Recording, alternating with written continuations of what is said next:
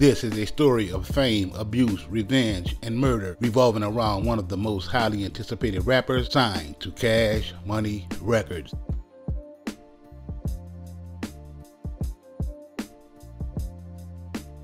Before Drake, before Nicki Minaj, before the oil company that Baby would later get tattooed on his head, before the $8 million worth of cars, even before the famous $30 million deal with Universal Records. Brian Williams, aka Birdman, and his brother Ronald Williams, aka Sugar Slim, in the early 90s were building Cash Money into a New Orleans powerhouse. One of the artists on the label during that time was Edgar Givens, aka Pimp Daddy. Born in 1976, Edgar was raised in New Orleans, Louisiana. As a teen, Pimp would go on to release his debut album, Still Pimping, with Cash Money Records. It was looking like Pimp had a bright future ahead of him. Unfortunately, the good times will be short-lived for Pimp. In the Florida projects of New Orleans on April the 18th of 1994, Pimp was fatally shot and killed at point-blank range. These are the events that took place before, during, and after the untimely demise of Edgar Givens, aka Pimp Daddy. Angela Woods, aka Cheeky Black, also started her career as a teenager, first as a backup dancer, later picking up the mic herself. After meeting Edgar Pimp Daddy Givens, the two became musical partners, as well as romantic partners, later trading disc records aimed at each other. This was during the era of P-pop contests. Hustlers out the hood used to put up like 200 for the best P-popper.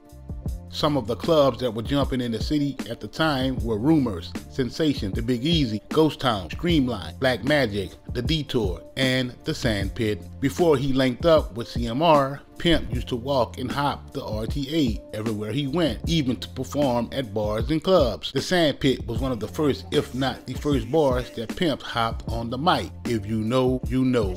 After showcasing his talents at bars around the city, it wouldn't be long before Lil Ya of UNLV would link Pimp up with Cash Money Records. Before you knew it, Pimp would have a song being played on radio. It was no secret that Pimp was a ladies' man. At one point, he even tried to backdoor Lil Ya and holler at his sister. It was this thirst for the broads that would ultimately end up being what led to the murder of Pimp Daddy. Let's fast forward. At approximately 5:30 a.m. on April the 18th of 1994, New Orleans police officer Lynn Major and his partner, Officer Mark Delpit, responded to a call of an aggravated battery at 3620 Florida Avenue. Upon reaching the third floor of the building, the officers observed the front door to be partially open. They looked into the apartment and saw the victim in an upright seated position on the sofa with his arms folded and head to the back. The victim was none other than Edgar Givens, aka Pimp Daddy.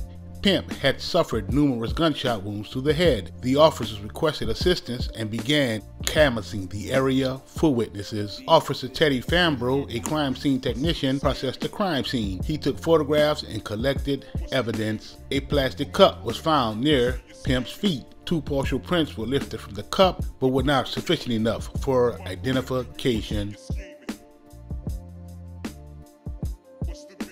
Dr. Richard Tracy, a forensic pathologist with the New Orleans Parish Coroner's Office, performed an autopsy on Pimp. During the autopsy, he found 3 bullets and a part of a full bullet in Pimp's head. He would also note that Pimp was shot once in the chest, with the bullet going straight through the heart.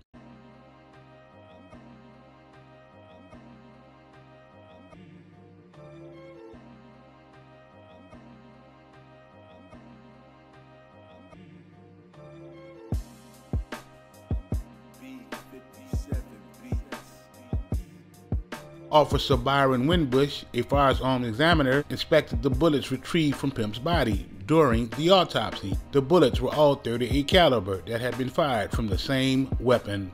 A .38 Taurus revolver recovered at 3613 Durgenwall Street. Why Durgenwall Street? 3613 Durgenwall was the home of Rodney Temple, the brother of legendary New Orleans queen of gangsta bounce music, rapper Miss T of Cash Money Records.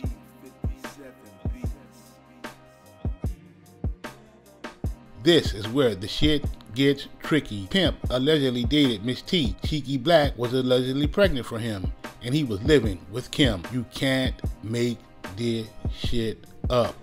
Let's get back to the F. Pimp, who was living with Kim Temple at 3620 Florida Avenue in the Florida Project, allegedly had a history of putting his hands on Kim. Prior to the night in question, Kim and Pimp had gotten into it, but he would take her keys to the apartment and ramshack it while she was gone. A day later, after the altercation, Rodney came over to assist Kim with cleaning up and getting the place back in order. There was no sign of Pimp, as the NOPD had been called on him the day of the situation. Feeling like Pimp might show back up, Kim, who was living with her mother, enlisted the company of Quincy Temple, Naquisha Gray, and Rodney Temple to stay at her apartment. After staying up half the night, talking and eating pizza, they all went to bed, with Quincy and Naquisha sleeping in the bedroom and Rodney asleep on the living room sofa. It wouldn't be long before Kim's suspicions would turn into reality, as Pimp would show up to the apartment unannounced, entering with the key he had taken. It was then that Pimp would find Rodney asleep on the sofa, dragging Rodney off the sofa and began swinging on him. Unbeknownst to Pimp, Rodney had a .38 hidden under the sofa. After a struggle, Rodney upped the .38, hitting Pimp several times, killing him. As Pimp fell back on the sofa, Rodney fled the scene, stashing the weapon under the porch of 3613 Durgenwall Street. Quincy and Naquisha, awakened by the gunfire, would find Pimp dead on the sofa. Upon learning that Pimp had been shot and killed, Kim returned to the apartment. Detective Adams of the NOPD interviewed Rodney Temple, who had returned to the scene, after which he was then placed in the back seat of the police car. After learning that Rodney was a minor, the NOPD brought Rodney's mother to the scene. Sergeant Rose of the NOPD spoke with her, telling her that her son had been arrested for murder. Before taking Rodney away, the NOPD allowed him to speak with his mother. The NOPD would then obtain a statement from Rodney. In Rodney's statement, he would say that he shot Pimp 5 times, leaving the scene to stash the weapon. After giving this statement, the weapon was then retrieved from underneath the porch of 3613 North Durgenwall Street by the NOPD. Rodney would then be taken to the homicide office, where he refused to make any further statements without an attorney present.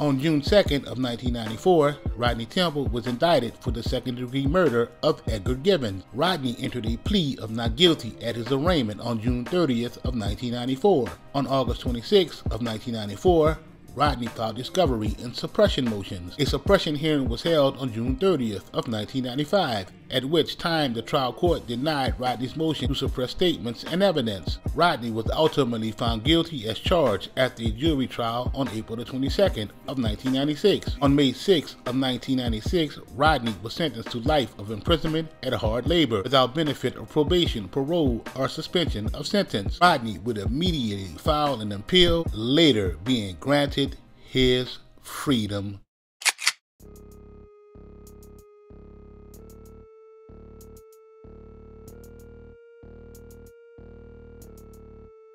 Let's go, Rachel.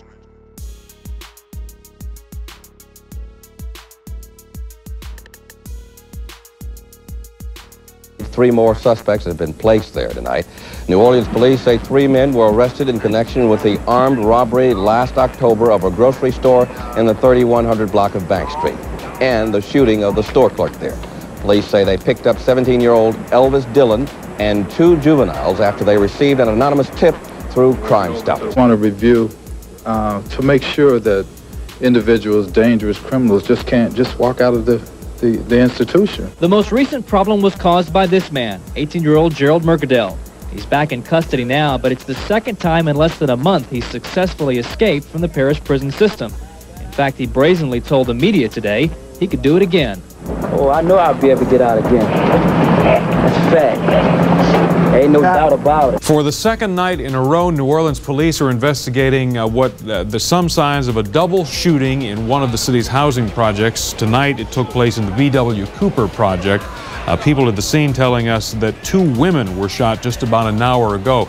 We should say that a police spokesperson just a few minutes ago couldn't confirm that report and didn't know anything yet about their conditions. New Orleans police are looking for suspects in a shooting that left 1 man dead, another wounded. Just before 6 tonight, investigators found the bullet-riddled body of a 31-year-old man lying in the St. Bernard housing development. Blocks away, detectives discovered the victim's friend shot in the arm. Police have no motives in that attack. Well, a New Orleans police officer has been assigned to desk duties while police investigate his role in the shooting of a 16-year-old boy last night. Police say that the teenager drew a gun on the officer first. Stephanie Regal has the story. There have been a string of crimes in the 1500 block of Britannia Street. Just 2 weeks ago, there was an armed robbery on the corner. Police won't say if there's any connection between those crimes and last night's shooting. They will say off-duty officer Russell Philibert was doing a private patrol when he stopped 2 boys on bikes around 11:30 for suspicious behavior. During that questioning, one of those subjects attempted to elude the officer by walking away. The officer followed, and during that next initial contact, that suspect was confronting the officer with a weapon. Police say that's when Philibert drew his gun and fired at the boy, who's been identified as 16-year-old Joseph Aubrey of New Orleans. According to the coroner, Aubrey was hit 8 times. 7 of the bullet wounds were non-lethal wounds through his arms, his hand, the flesh wound in his legs, and only 1 of them was lethal.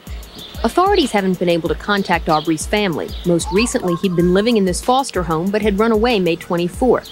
Officials at the home who declined to be interviewed said they'd officially discharged him yesterday.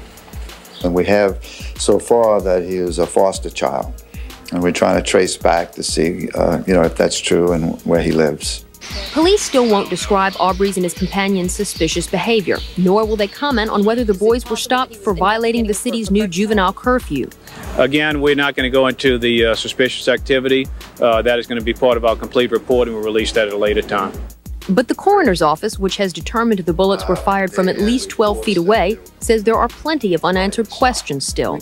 We cannot draw any conclusions right now. We need to investigate the case further, and we need to see his toxicology results, if there were any drugs involved. Now, Officer Philibert, who's a 3-year veteran of the department, has been reassigned to administrative duties while the shooting is investigated. And it will be investigated by several separate entities: the District Attorney's Office, the City Office of Municipal Investigation, the Police Department's Office of Internal Affairs, as well as its Homicide Division.